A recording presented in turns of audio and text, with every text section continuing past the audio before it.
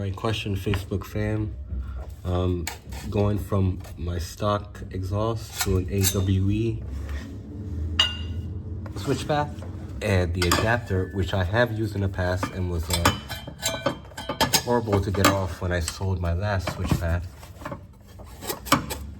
It's a pain to get on again, and it doesn't want to go. I mean, I could probably get it past up to here with my hand, and then it needs to be probably hammered in. I don't want to hammer it in, so I'm just wondering what people do. I did sand the inside of this pipe and sand it a little bit on the downpipe side, but I don't know if there's anything else I could do besides attach it, use a 2x4 and bang it in with my purse. Or has anyone tried using one of those exhaust expander pipe things they sell or you could rent?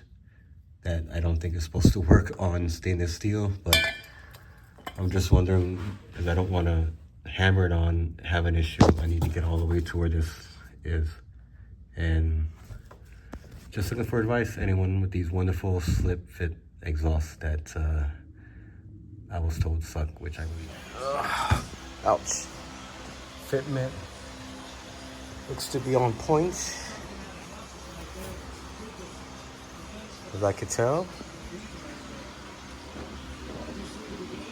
Looking good, looking good. Fun, fun, fun. Just gotta tighten everything up. Gotta put these on. Exhaust valves over here. Pain in the butt plug.